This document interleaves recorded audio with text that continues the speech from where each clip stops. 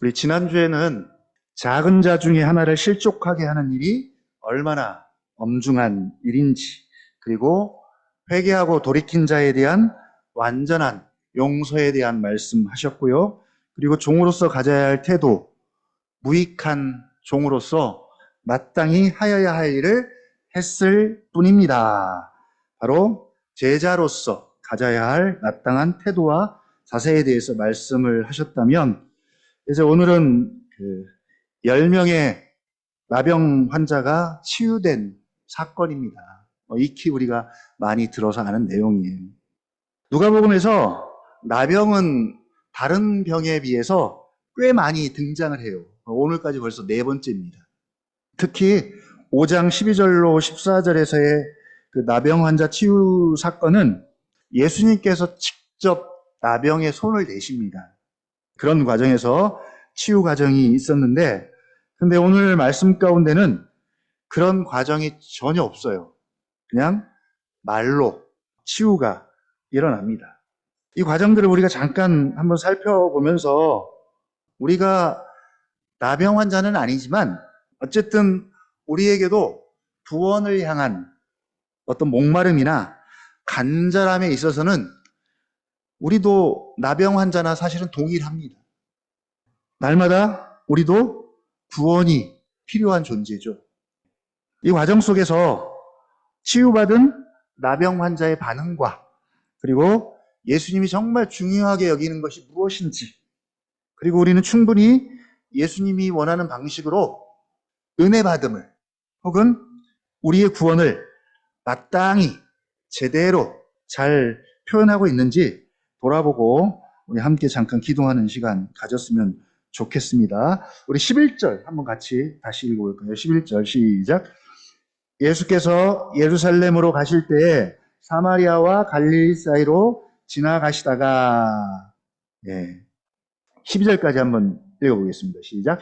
한 마을에 들어가시니 나병 환자 10명이 예수를 만나 멀리 서서, 나병 환자들은 부정하기 때문에 사회로부터 철저하게 격리되어 살아야 합니다.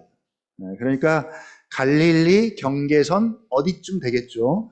그리고 혹은 사마리아 경계선 어디쯤에 나병 환자들이 함께 모여 사는 마을 같아요. 그들이 지나가는 예수를 보게 됩니다. 나병 환자들은 나병이 부정하고 전염성이 있기 때문에 사람들에게 함부로 다가서지 못합니다. 대신 그들이 함부로 가까이 오지 못하도록 자신들의 존재를 일부러 알려야 된다 그래요. 나는 나병 환자입니다. 나는 부정한 자입니다. 라고 소리를 내서 자기 옆에 오지 못하도록 해야 하는 그런 의무가 있다 그래요. 자, 그런 의미로 13절 한번 보시죠. 13절 시작. 소리를 높여 이르되 예수 선생님이여 우리를 불쌍히 여기소서 하거늘. 얼마나 간절할까요? 단지 나병이라는 육체적 질병뿐만 아니라 그것으로 말미암은 것들, 몸도 마음도 정신도 가정도 모든 관계도 사회도 뭐 하나 성한 것이 없는 되게 절망적인 상황 속에서 예수님의 이름을 불러봅니다. 그동안 예수님을 어떻게 알고 어떻게 들었는지는 모르지만 일단은 선생님, 그리고 자신들의 구원을 예수님께 호소합니다. 우리를 불쌍히 여기소서. 이 멘트가 누가복음에서 사실은 굉장히 중요하게 여기는 가장 중요한 멘트 중에 하나입니다. 이건 가난한 자만이 할 수 있는 언어고 기도예요. 아무나 사용할 수 있는 언어가 아니죠. 기도가 아닙니다. 누군가의 도움이 아니면, 은혜가 아니면, 긍휼이 아니면, 자비가 아니면 나는 살 수 없습니다. 라는 그런 외침이죠. 근데 이게 무슨 형식적이거나 겸손을 가장한 그런 외침이 아니라 정말 실제로 그래요. 실제로. 우리가 날마다 주기도문을 통해서 일용할 양식을 구하잖아요. 일용할 양식을 구하지만 이게 실제로 우리가 오늘 당장 먹을 것이 없어서 구하는 그런 기도는 아닌 거죠. 혹시 그런 마음으로 기도하세요? 나 오늘 먹을 것이 없어요, 주님. 주님이 나에게 오늘 먹을 것을 주지 않으면 나 살 수 없습니다. 그런 마음으로 기도하시나요? 먹을 것이 넘쳐나잖아요. 일부러 살 빼려고 안 먹든지 아니면 건강 생각해서 덜 먹잖아요. 근데 광야의 이스라엘은 그 백성들은 실제로 정말 오늘입니다. 오늘을 위한 양식이죠. 오늘을 위해 필요한 양식을 구합니다. 그래서 그렇게 주님께서 불쌍히 여겨주시지 않으면, 하늘에서 만나를 내려주시지 않으면 오늘 먹을 것이 없어서 굶어야 돼요. 그래서 그들은 오늘을 위한 일용할 양식을 달라고 불쌍히 여겨서 오늘 자비를 베풀어 달라고 그렇게 간절히 구해야 합니다. 이 10명의 나병 환자의 절박함이 묻어나는 그런 외침입니다. 예수 선생님이여 우리를 불쌍히 여기소서. 우리가 평생 하나님 앞에 설 때까지 이 외침, 이 기도 할 수 있어야 합니다. 이걸 멈추는 순간 우리는 어떻게 될까요? 내 힘으로, 내 소유로, 나의 재물로, 나의 재능으로, 나의 지식으로 살겠습니다. 그걸 의지하는 거죠. 그걸 바라보게 되는 거죠. 그때부터는 내가 내 인생의 주인이 되고 주님은 내가 뭔가를 필요로 할 때 가끔씩 도움을 주는 분 정도가 되는 거죠. 한마디로 내 힘으로 살아가는 순간 이 기도와 이 간구를 우리는 멈추게 될 거예요. 주님, 나를, 우리를, 우리 가정을, 우리 교회를, 우리 나라를, 혹은 이번에 10월 30 마지막 주에 초대할 나의 사랑하는 지인들을 불쌍히 여겨주십시오. 다른 기도 안 해도 좋아요. 정말 불쌍히 여겨주십시오. 거기다가 플러스 더 나아가서 나는 죄인입니다. 주일날 말씀처럼 나는 죄인입니다. 라고 고백할 수 있다면 그게 바로 복음의 출발선이죠. 주님의 은혜 아니면, 자비 아니면 나도 마찬가지지만 누구든 살 수 없습니다. 라는 고백입니다. 이렇게 기도할 수 있고 이렇게 요청한다는 것은 바로 가난함의 증거예요. 누가복음에서도 가난한 자들만 이렇게 기도하고 요청합니다. 부자들은 한 번도 이렇게 요청하는 것을 본 적이 없어요. 이 요청에 대한 예수님의 반응이죠. 14절 한번 같이 읽어보겠습니다. 14절 시작. 보시고 이르시되 가서 제사장들에게 너희 몸을 보이라 하셨더니 그들이 가다가 깨끗함을 받은지라. 어떤 다른 액션을 취하지 않으시고 가라, 가서 제사장들에게 너희 몸을 보이라고만 하십니다. 이 나병 환자가 제사장을 만날 수 있는 기회가 언제일까요? 평상시에는 만날 수가 없습니다. 그들이 나병으로부터 완치 판정을 받을 때만 이 제사장을 만날 수가 있습니다. 예수님은 그들을 믿음의 모험의 세계로 던지시는 것 같아요. 그냥 그 현장에서 치료하신 게 아니라 그들의 믿음을 모험의 세계로 내모셨습니다. 먼저는 그들이 우리를 불쌍히 여기소서라고 절박하게 구원을 요청했고, 예수님은 이 요청에 어떤 액션도 취하지 않으시고 단지 말씀으로만 제사장에게 몸을 보이라고 말씀만 하십니다. 말씀으로만 반응하셨습니다. 그 말씀에 순종해서 제사장에게 갈지 말지는 나병 환자들의 몫이에요. 어떻게 해야 합니까? 여러분, 어떻게 하시겠어요? 만약에 괜히 갔다가 아무 일도 일어나지 않으면 어떡할까요? 무슨 망신이고, 이게 무슨 일일까요? 헛수고에다가 뒤따르는 그 책임들, 책망들, 어떻게 우리가 감당할 수 있습니까? 우리는 이런 주님의 말씀에 거의 순종으로 반응할 수 있을까요? 아무런 의심도 없이. 만약에 안 나았을 경우에 일어나는 일들에 대해서 미리 생각하면서 고민하지 않을까요? 되게 깔끔한 구원을 원하지 않으세요? 나의 믿음을 도전하거나 시험하는 일 없이 그냥 현장에서 그 자리에서 완벽하고 깔끔하게 모든 일이 해결되는 그런 구원, 그냥 일명 깔끔한 구원, 그런 구원을 원하지 않으세요? 제가 애들하고 뭘 같이 하면 애들이 늘 여기서 이제 저를 시험해. 아이들이 되게 젠틀하고 깔끔하고 뭐 하나 아쉬운 소리 하나도 안 하고 모든 것이 딱딱 아구가 들어맞는 그런 일상들을 되게 기대합니다. 근데 살아보면 그런 경우는 별로 없는 것 같아요. 그래서 뭔가 부탁을 해야 되고, 미안하지만 뭔가 요청도 해야 되고, 그런 일들이 살다 보면 너무 많은 거죠. 근데 아이들은 이제 그런 걸 되게 싫어합니다. 먼저 가서 막 아쉬운 소리하고 부탁하고 그런 거 되게 싫어요. 그러니까 예수님이 이렇게 말씀하시면 절대 못 가요. 못 갑니다. 먼저 나병이 나은 것을 확인해야 갑니다. 확인한 후에 갑니다. 이러면 못 갑니다. 만약에 안 되면 어떻게 해요? 안 되면 어떻게 해요? 그때 가서 뭐라 그래요? 자기 체면에 손상 가는 일을 못 해요. 여러분, 우리는 할 수 있을까요? 주님은 그들의 믿음을 모험의 공간으로 보내죠. 내모입니다. 뭐 테스트일 수도 있고요. 만약 뭐 안 가면 치유가 안 될 수도 있겠죠. 나아만 장군도 요단강에 가서 몸을 7번 씻으라고 하죠. 얼마나 황당한 모험이에요, 이게. 순종합니다. 그리고 결국 치료가 일어납니다. 근데 감사하게도 그들이 가다가 깨끗함을 다 받았어요. 10명 다 깨끗함을 받습니다. 그 말은 다들 너무나 절박했다는 거죠. 너무나 절박했어요. 그래서 지푸라기라도 잡는 심정으로 예수님 말씀에 순종합니다. 그리고 깨끗함을 받습니다. 자, 여기까지 좋아요.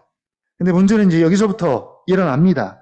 15, 16, 17절 같이 한번 읽어보죠. 시작.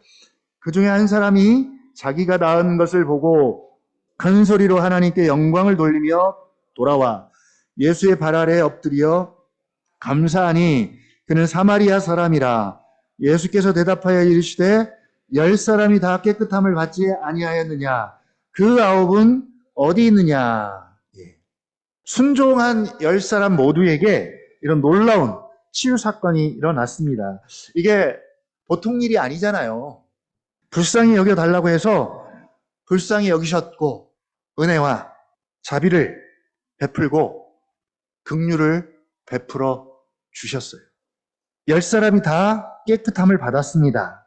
그런데 그 9은 어디 있느냐? 사실은 조금 충격이에요. 정상적인 반응을 한 사람이 10명 중에 1명밖에 없대요. 10분의 1입니다. 이게 보통 기적이 아니잖아요. 나병이 나을 확률과 기적은 거의 없다고 봐야 됩니다. 그냥 평생 그렇게 살아야 해요. 근데 나았어요. 죽은 자가 마치 살아온 것처럼 나았습니다. 얼마나 놀라운 은혜고 기적입니까? 개별적으로도 그럴 거예요.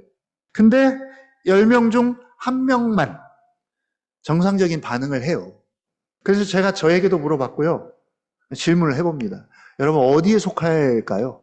어디에 속할까요? 여러분 같으면 우리에게 이런 일이 일어난다면 어디에 속할까요?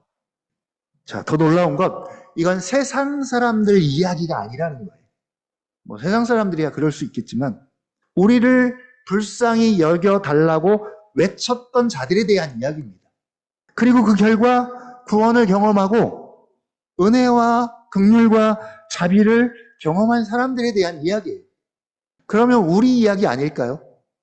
그동안 우리가 얼마나 주님 나를 좀 불쌍히 여겨주십시오. 우리 가정을 불쌍히 여겨주십시오. 얼마나 오랜 시간 동안 기도해 왔습니까? 은혜를 구했고 자비를 구하고 긍휼. 더 쉬운 말로 은자응이라 그러더라고요. 주은이가 오늘 아빠 저 야근 할지 뭐 할지 고민 중에 있다 그래서 제가 와서 같이 은혜와 자비와 긍휼을 구하자 그랬더니 은자금 하면서 같이 은혜와 자비와 긍휼을 구하기 위해서 왔어요. 쉬운 말로 은자금입니다. 자, 이 은혜와 자비와 긍휼을 우리가 십수년 구했잖아요. 얼마나 많이 구했어요. 구하기만 했습니까? 실제로 경험했잖아요. 하나님은 우리의 기도와 간구에 얼마나 진실하게 응답하셨습니까?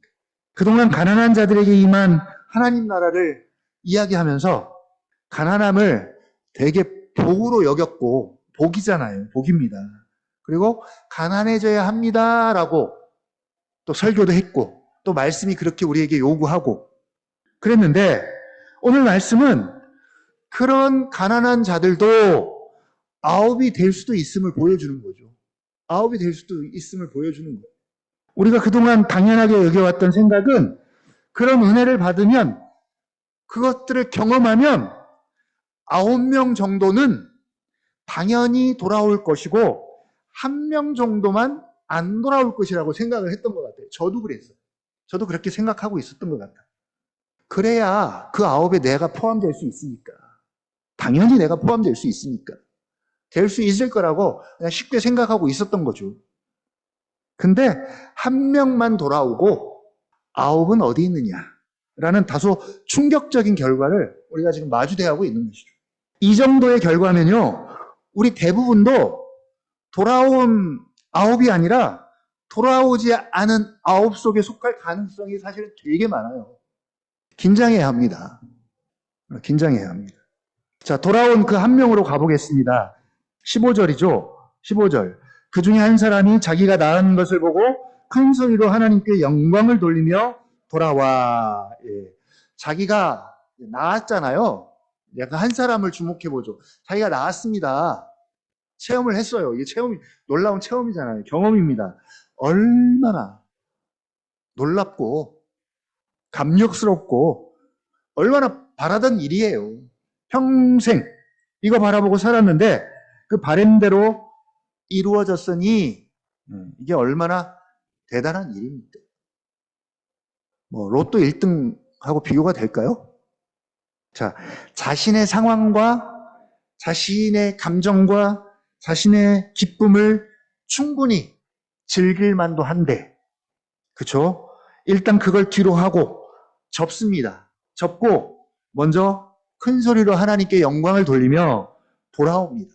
어디로요? 처음 예수님을 만났던 그 장소로 돌아옵니다. 어때요? 이게 쉬울까요? 그냥 우리의 일상을 돌아보면 답이 나와요. 결국 쉽지 않은 것 같아요. 아이들이 시험을 치르잖아요. 수능 이제 얼마 안 남았는데 수능을 치러요. 그 시험 치르기 위해서 얼마나 가슴 졸이고 얼마나 오랫동안 준비합니까? 그리고 믿는 자녀들은 얼마나 주님의 은혜를 구해요. 주님의 지혜를 구합니다. 그리고 시험을 봤어요. 잘 치렀어요. 그러면 제일 먼저 하는 일이 뭐예요? 시험 당일날 끝나고 일단 자기부터 즐기고 자기부터 위로를 하잖아요. 자기 위로. 자기부터 즐기고 자기부터 위로를 합니다. 자기 감정과 자기부터 챙기죠.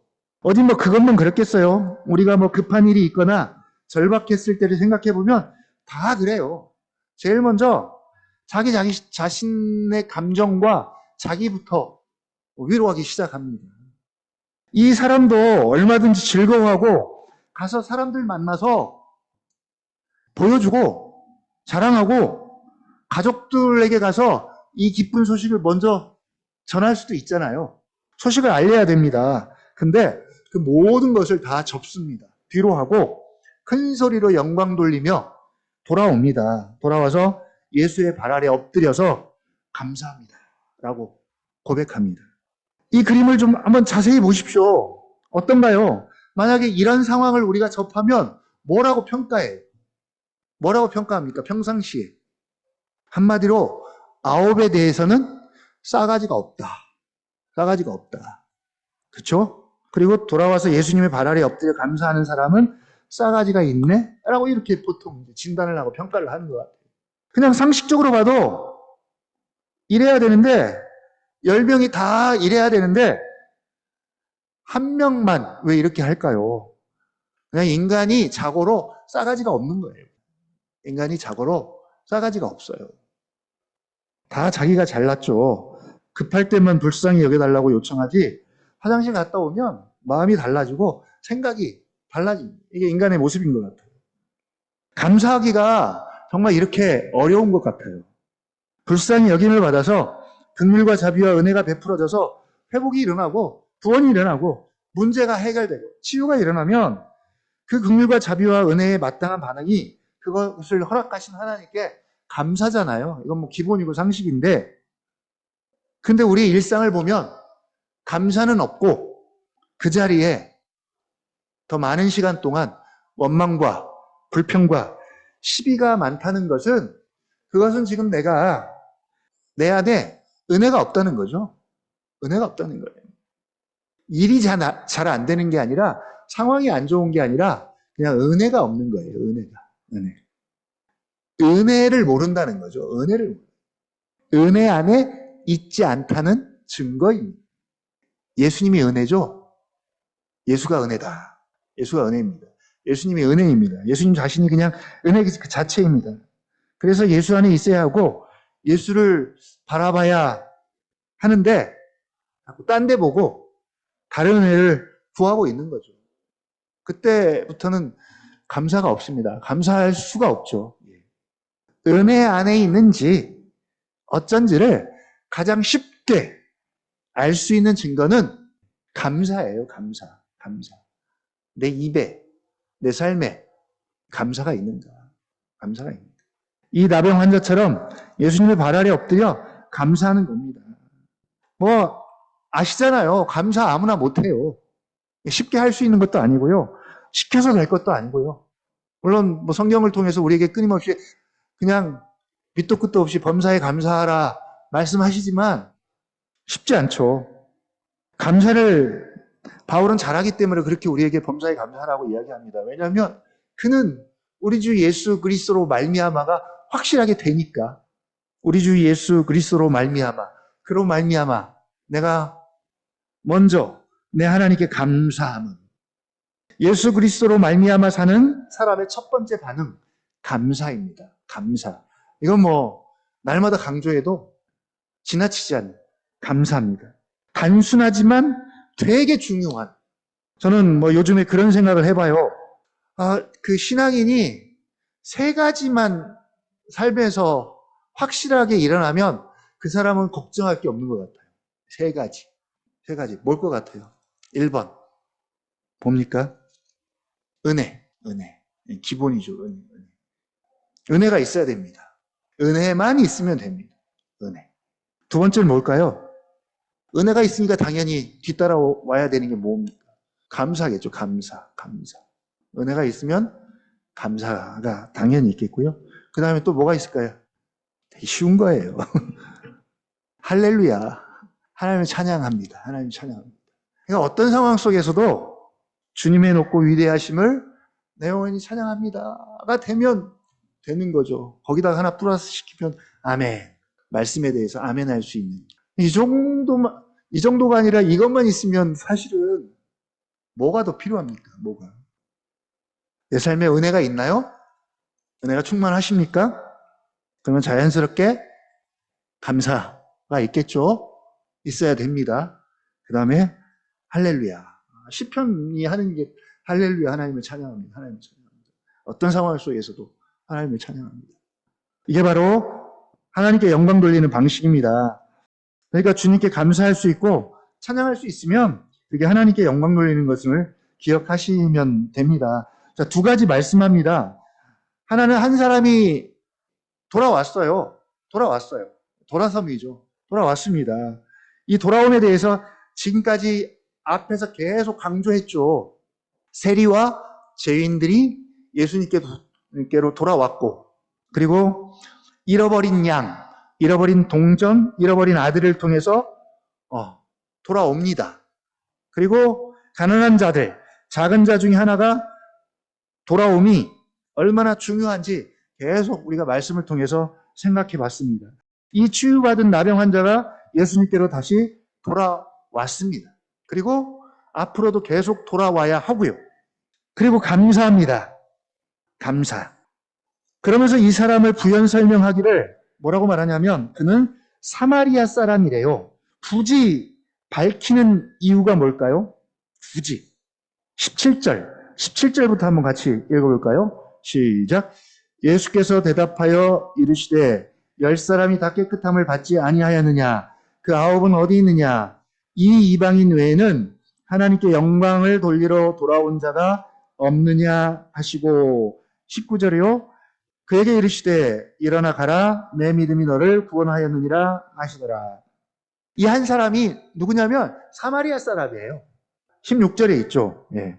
그리고 18절에서는 이 이방인 외에는 하나님께 영광을 돌리러 돌아온 자가 없느냐 하시고라고 말씀하세요. 이 사마리아 사람을 이방인이라고 부릅니다. 이방인, 어떤 사람입니까? 예루살렘 성전 출입구에 떡하니 이런 팻말이 있대요. 이방인 출입 금지. 이런 팻말이 있다 그래요.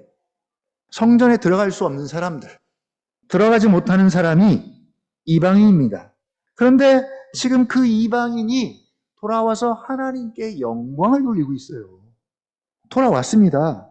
그리고 돌아와서 예수의 발 아래 엎드립니다. 자기의 존재를 드립니다. 경배합니다. 그리고 감사드리고 영광을 돌립니다.